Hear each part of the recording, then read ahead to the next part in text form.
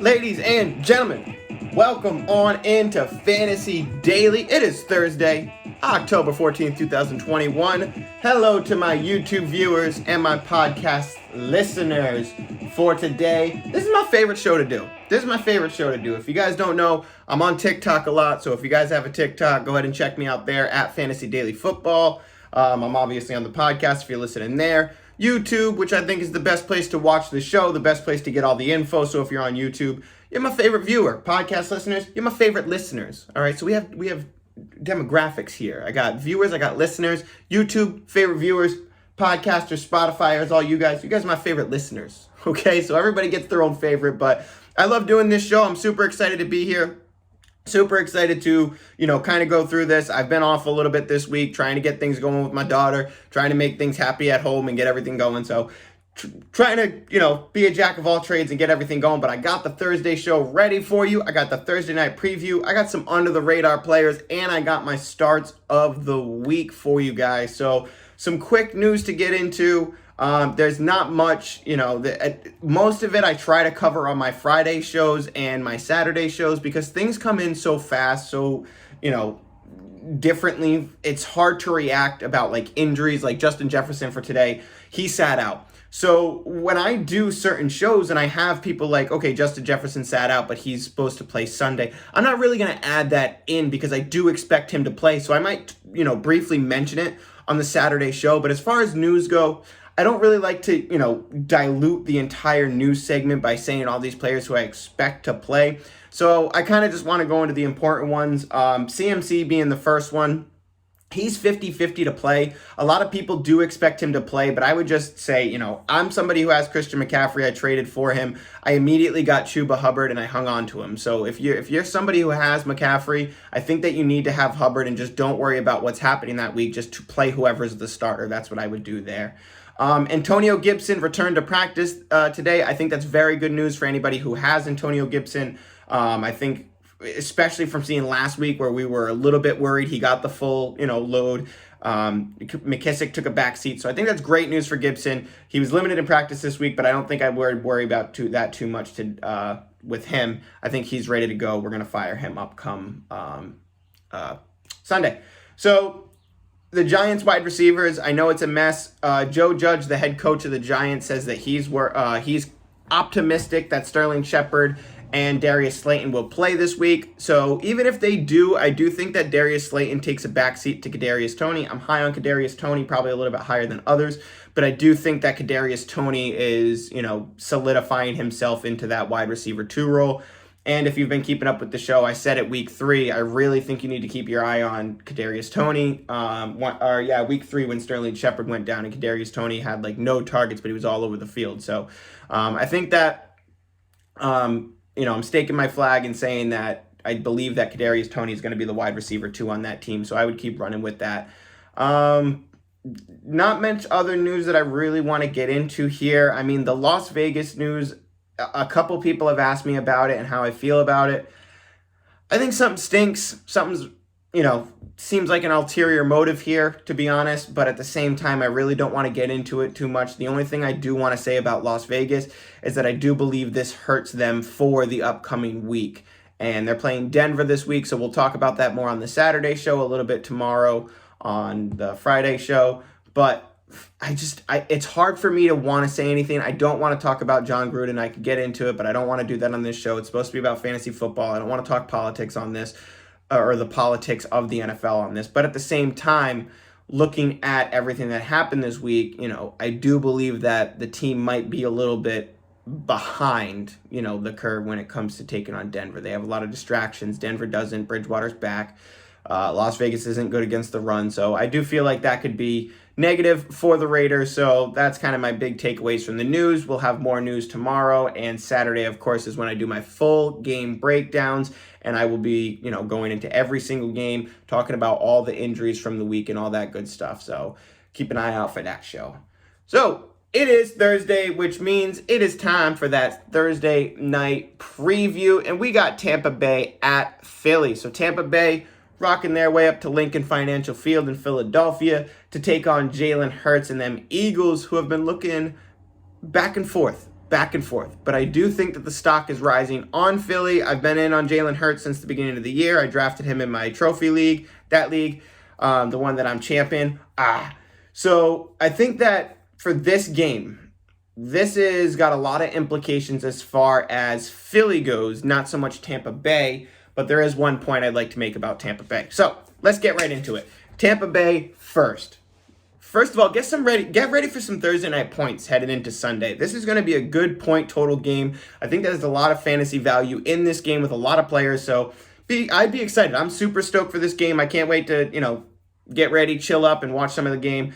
And I think it's going to be a points, extravaganza. I'm excited to play, prop bets tonight on the over and unders of Jalen Hurts and Mike Evans and such. So really looking forward to that. And obviously, you're starting Tom Brady. Got to get him in your lineup. The wide receivers in Tampa Bay, I love Chris Godwin.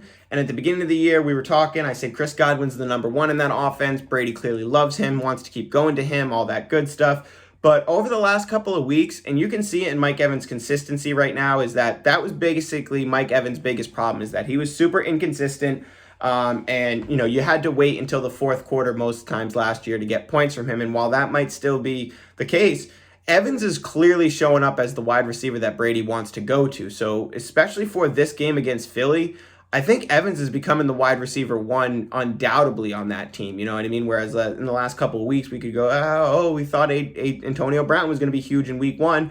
We thought, Chris Godwin was going to be the wide receiver one, and Evans, could be a Allen Robinson type player where he disappears, and that's just not the case. Mike Evans is clearly showing his case to be the number one. Brady clearly loves going to him. Godwin, he's still great. You're going to keep starting him. I still love Godwin, but I think Evans has become undoubtedly the number one in this offense to the point where you have to start him every single week. So Mike Evans, I love him in this one. I'm starting him up. I'm starting Godwin. I'm starting Antonio Brown as well.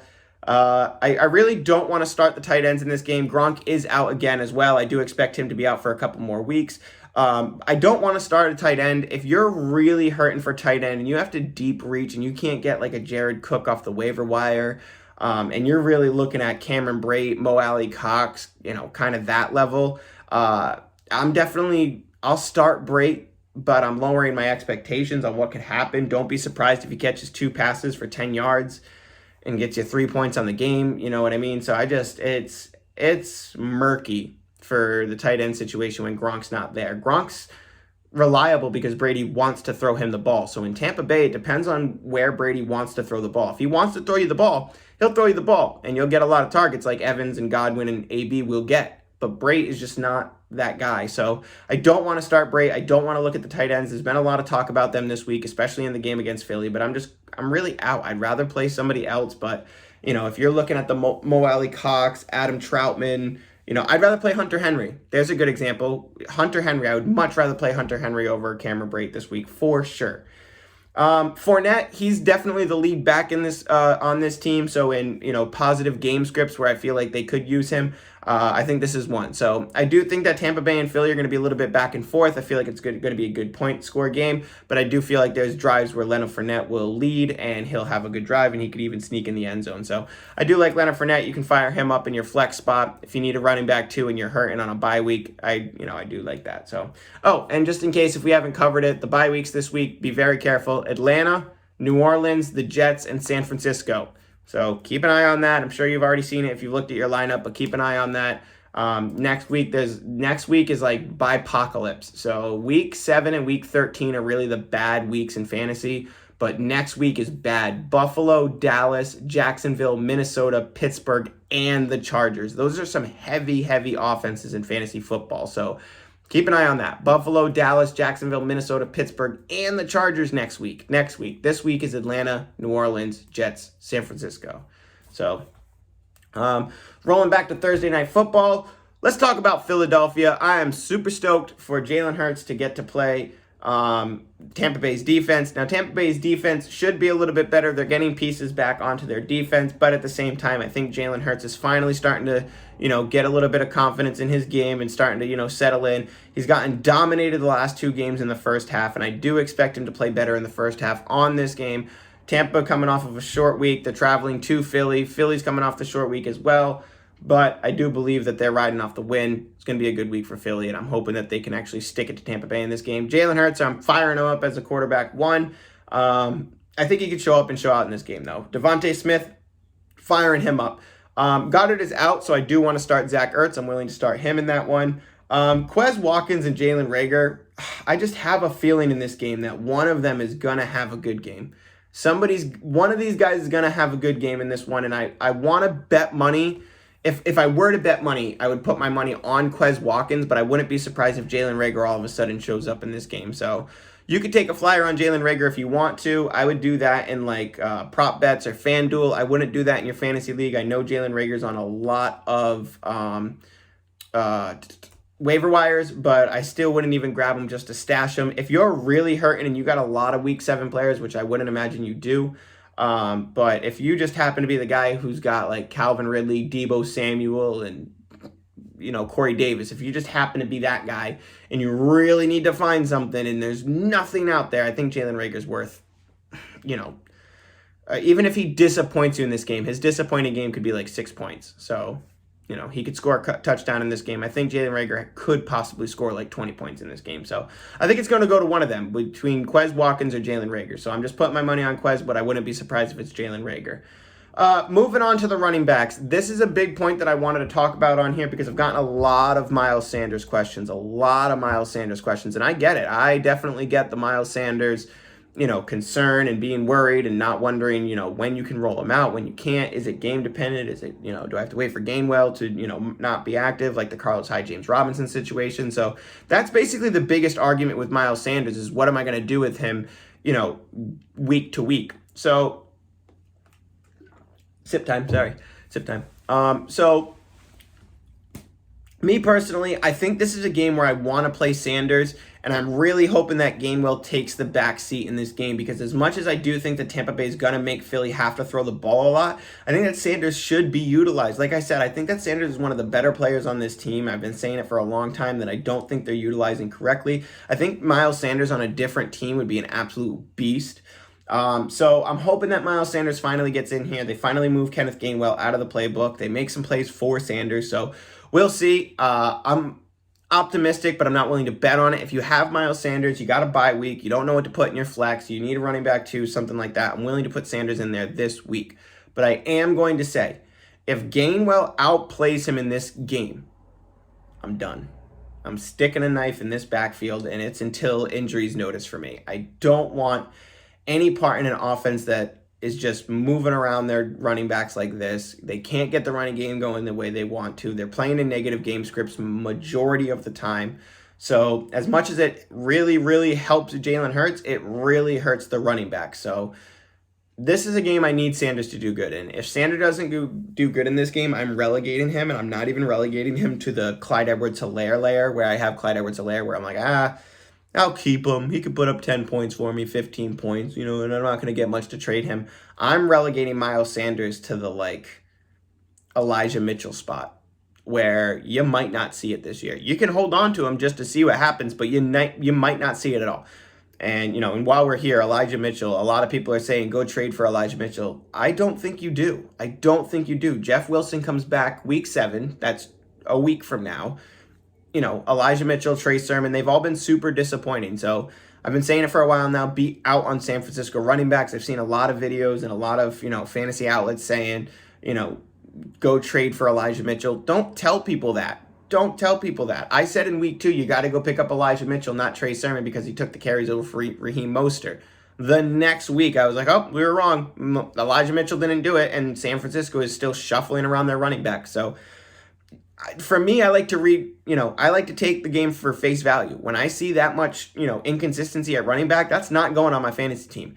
And as much as you might be a fan of Kyle Shanahan's run game like I am, when he's doing it with 4 different people, you're chasing the points, and I'm not chasing points, especially on a team where they can have 3 running backs take the lead at any given time. So Jeff Wilson's coming back next week. Tyrod Taylor's coming back next week as well. I'm just looking at my IR board. So just no to San Francisco running backs, and Miles Sanders, you might find yourself there soon. So that's my take.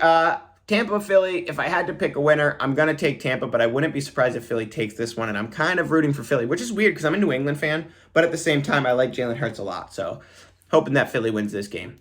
Moving on. So these are my under the radar players. I need sound cues, man. Doop, doop, doop, doop, doop. Like a little Morse code thing. Doop, doop, under the radar players for week 6. This is the low-key start show, as you can see by the flashing screen in the background. And yes, it is flashing because I have it on slideshow and I can't do it to do a solid image. Plus, the flashing is a cool aesthetic. That's for my YouTube people, for my Spotify, my listeners. You can't see it, but I got a TV behind me that's blinking the week 6 thumbnail for YouTube. And it's just flashing over and over again because I have to put it on slideshow. But I think it looks cool. Kind of, there's a little thing in the background, makes the background a little more animated. I like it. So moving on to the under-the-radar players.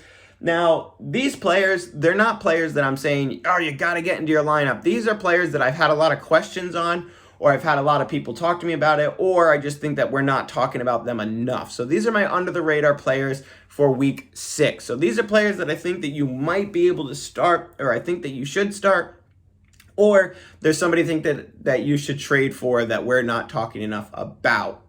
So I'll explain in detail what I feel about certain people, but every week I have an under the radars player section going into that week, and it could be anything, whether or not I want you to trade for them, put them in your lineup because you're a little hesitant, or if they're still sitting on the waiver wire and you should go grab them. So that's what the under the radar player section is for week 6. Let's get into it. I have my quarterback for you.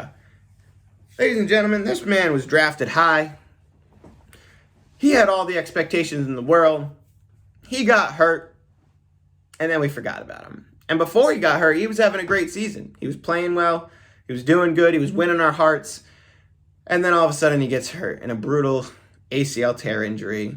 And he comes back this year. He plays okay. And now he's starting to pop. Everybody, that's Joe Burrow. Cincinnati Bengals quarterback Joe Burrow. He has had 2 great weeks back-to-back, had a slow start to the season. The team is starting to click. They're clicking in a way where even if the running back is putting up just enough, they're still putting up points. They have a great schedule coming forward, and I really do think that Joe Burrow is worth a start in this game. I do believe that he's worth a start coming forward, and then I think in the next 5 weeks, I think he has 3 questionable games, but then after that, his schedule is just amazing. So Joe Burrow, he's got a ton of firepower. He's got a ton of potential. I like it. If you need a quarterback start, I think that he's a great start this week. I would much rather play him over Tannehill. I'd rather play him over Goff. I'd rather play him over Trevor Lawrence. So I like Joe Burrow a lot in this game. I'm willing to start him, and I think that if you're hurting at running back, quarterback, and he's on your waiver wire, you can go ahead and pick him up. Or maybe if you have a quarterback like Baker Mayfield, somebody, and you want to start streaming somebody, you have, a lot of people roster 2 quarterbacks and they flex in between. If you're somebody who just lost Russell Wilson, I think Joe Burrow is a great, player to grab for this week. And, the rest of the season, you can kind of keep him on your bench and flex him, stream him. Moving on, wide receiver. This one's going to be a tough one for me because this one could get me a lot of flack. And it's Emmanuel Sanders. And now I know the targets aren't there, but man, I just traded Diggs away to get Travis Kelce in my trophy league. Over there, that guy, trophy. I just traded to get Emmanuel Sanders. I just traded to get Travis Kelce. I traded away Diggs to get him, and I immediately picked up Emmanuel Sanders. And I gotta say, I don't hate the move.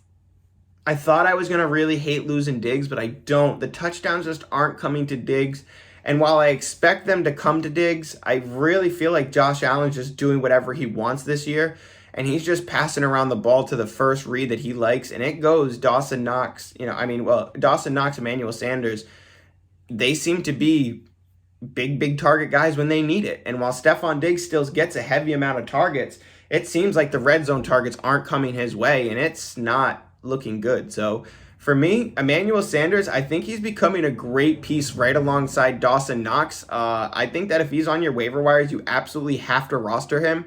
And he's another person who I've gotten a lot of comments about this week going, should I start this guy or start Emmanuel Sanders? I have a lot of confidence in Emmanuel Sanders against Tennessee. So it's a big game for them, especially in the AFC. I really do like Emmanuel Sanders, so I really do want to start him up in that one. Moving on to running back. This one is probably as under the radar as it can get when it comes to running back, and that's Josh Jacobs. He's missed a couple weeks. He's had some down games. He had a great week last week that some people are just kind of calling, have the perspective of a meh week. Josh Jacobs is a running back one to me. So I know the perspective right there right now is that, he might not be, but he's playing Denver this week. He should have a good week, and he's got a great schedule coming forward. With what happened to this team this week, maybe they don't pass as much. Maybe they run the ball with Josh Jacobs a lot more, but I know for a fact that Josh Jacobs needs to be involved a lot more. So I'm actually not scared of John Gruden leaving for Josh Jacobs. I think that Josh Jacobs needs to be more involved, and this might actually help him. So Josh Jacobs, hopefully we can get you involved. Hopefully you start bringing down those touchdowns. But me personally, I have Josh Jacobs on one of my teams, and I'm not trading for him. I've gotten a couple offers, and I'm not getting rid of him. I don't think I'm going to get the value that I think he can become. And like I said, I think he has running back one potential. So if you got Josh Jacobs, hang on to him. If you can get Josh Jacobs for cheap, go get him. Go get Josh Jacobs, because I really do think that he's going to be a running back one in the top 15 by the end of the year. So his touchdown potential is just amazing. And the running backs behind him are not elite at all. They're not close to Josh Jacobs in talent. So I really think you got to go get Josh Jacobs. I can't say it enough. Tight end spot. This one's one I've been talking about for a couple weeks, so I just want to get it in there one more time before I start talking about it, and that's Mo Alley-Cox. I meant before I stop talking about him. That's Mo Alley-Cox. I really, really like Mo Alley-Cox. I've been talking about him for a couple years, but at the same time, he never got in there. He never got his, chance. So Carson Wentz, he's always had a history of really, really liking the tight end position. He's not using his wide receivers besides Pittman consistently, and that's an issue. So when you're not using that, it looks to me like there's, room for somebody to fill that role. So if Jack Doyle regularly gets out-snapped by Mo Alley-Cox and we start to see Mo Alley-Cox in the red zone more, I think Mo Alley-Cox is going to be a huge add for the end of the season. Now, me personally, I have in a 12-team league, deep bench league, I have Mo Alley-Cox stashed on my bench, and that's where I'm putting him. I'm not playing him. I'm just putting him on my bench to see what happens, because I want to try to grab him before the breakout does happen. So those are my under-the-radar players for the week. Joe Burrow, I think that he's a great start. You can put him on your roster, hang on to him. Emmanuel Sanders, I think he's a great start this week as well as rest of the season. I think he has a fantastic outlook. Josh Jacobs, super underrated. He needs to be in your lineup this week if you have him. And I also do believe that if you can go get him for a cheap price, you do it. Mo Alley-Cox at tight end. Like I said, Wentz loves tight end, and this is a stash for me. Put him on your bench, hang on to him. Hopefully he returns you value in the long run. So that is my low-key starts. That's my under-the-radar players for the week. Let's move on to starts of the week. And once again, this is the low-key start show, so I'm not going to be talking about big names. I'm not going to tell you to go out and go, oh, start Stephon Diggs. He's had a down couple of weeks, but you should start him. Obviously, you keep starting Stephon Diggs. So like I say every week on the show, my low-key starts is going to be the ones that aren't obvious. They're going to be the non-obvious ones to start, and if people, like I remember a couple weeks ago, Dalton Schultz was one of my low-key starts, and he had a good week. You're now eliminated from contention for the low-key starts. You know what I mean? So once they have a good week and they start to get into that potential, I can't use them anymore. So I really try to keep it down to the players that you're either worried about or the players that not enough people are talking about. So that's where my starts of the week come in. I know that sometimes, I've gotten comments where people will say to me, they're like, oh, it's starts of the week, but you have like the 15th rate quarterback as your QB. Yeah, I don't want to tell you to start Kyler Murray. That's not fun. Nobody cares about that. So anyway, without further ado, let's get into the starts of the week. My quarterback start of the week is Taylor Heinecke. He was in my waiver show on TikTok, or my waiver little clip on TikTok, if you guys saw it. I put Taylor Heinecke in there. I like him a lot this week. He gets Kansas City. I think Kansas City's going to make him throw the ball. Kansas City's going to make him play, and I think he has the ability to keep up and keep doing it. So I like Taylor Heinecke in this week, plus the rushing ability of him, so I want to keep firing up Taylor Heinecke. The wide receiver we just talked about, Emmanuel Sanders, he is in one of my starts of the week for the reasons I just talked about. He's going to be super targeted when, not super targeted, targeted when it's needed. A lot of the time when it's needed, they're targeting Emmanuel Sanders or Dawson Knox. So that necessity rule, the rule of necessity, Emmanuel Sanders should be in your lineups this week. Wide receiver, moving on, Darnell Mooney. I don't think enough people are talking about Darnell Mooney. I do think that Allen Robinson is, it's going to be hard for Allen Robinson to return any value that we expected him to, and I'm lowering my expectations on Allen Robinson a lot. He's like far below Marquise Brown. He's far down there. So Darnell Mooney, I think that he could start getting targets from Justin Fields. I do think that he's super underrated. If the attention goes to Allen Robinson, Darnell Mooney is almost like a wide receiver 2 talent, and if you leave him on, a corner that's not great, he's going to get open. He's going to make plays. So Justin Fields seems to be looking at him more than Robinson or anybody else, and this is a good matchup for them. So I'd like to start Darnell Mooney if I have to, but I'd also like to get him into my lineup if there's, I'm between 2 players. Darnell Mooney is usually my choice for this week. Running back, this one doesn't feel good, but I'm going to say it. It's Myles Gaskin. Now, this doesn't feel good because I don't like Miami's backfield, but at the same time, if we see Malcolm Brown and Salvon Ahmed disappear and Myles Gaskin gets the full role, then he's kind of back to where you drafted him from. So me personally, I was out on Myles Gaskin last week. I said you can drop him. I still kind of stand by that. I still think he's a waiver guy / guy, you're keeping on your bench and watching. But at the same time, I wouldn't be surprised if Myles Gaskin has a good game in this one. If he does have a good game in this one, and you have him, and you had him last week, trade him after that big game. But I do believe he's playing a super weak run defense in Jacksonville. They're playing in London, the 9:30 game. So Tua is back. If Myles Gaskin has a good game in this one, which he very well could, if Salvon Ahmed and Malcolm Brown could take a complete backseat, then Myles Gaskin could have a good game in this one. Last week he had a really good game because he had 10 targets and he caught all of them. That's never going to happen again. Never for Myles Gaskin. So, me personally, I'm willing to bet money that was Myles Gaskin's best game of the season. Actually, I'm confident I definitely will bet money on that. I think the odds are firmly in my favor. But if he shows up, play him. If he shows up, keep him and then trade him. So I don't want to start him. I don't want to start him just to start him. You know what I mean? I'm not starting him over certain people. Like Javonto Williams, I'd start before him. Chase Edmonds, I'd start before him. You know what I mean? So I'm not forcing him into my lineup. But at the same time, I think you can start him. So that's what I wanted to clarify on that. Same time, if you start him, he has a good week. If you have him and he has a good week, trade him after that. Moving on to running back, my next running back, Javonto Williams. He is somebody who's actually on a lot of waiver wires. I just picked him up off my waiver wire. He should not be on your waiver wire because I do think that Javonto Williams has a chance. And now, I said it before in a couple weeks, we don't know if it comes this year, but it's still a reality where Javonto Williams takes over the backfield away from Melvin Gordon. So I don't think that happens. I would bet that it's a 2-2 or a 1-2 all year. But at the same time, there's a possibility that Javonto Williams takes the starting role. With that being said, Las Vegas, very bad against the run. We've seen Javonte become, Melvin gets his drives, but we've seen Javonte become more integrated in the offense as time goes on. He's now up at the 52% snap share, whereas he wasn't before. Gordon was the clear leader. Now Javonte's really getting into that 50-50 timeshare. So if the game works towards Javonte, if the game starts going towards Javonte, he's going to be great, especially against Las Vegas. And I wanted to save this to my Saturday show, but for all you listeners who got to the 29-minute mark, I think this is the Javonto Williams breakout week. And if you got Javonte, you're worried about who to start, I would put him in there. But I think this is the Javonto Williams breakout week. And we'll talk about it more on my Starts of the Week show. My game breakdown show. But just so you guys know, for my loyal listeners, I do think this is a Javonto Williams breakout week. So I'm calling my shot on that one.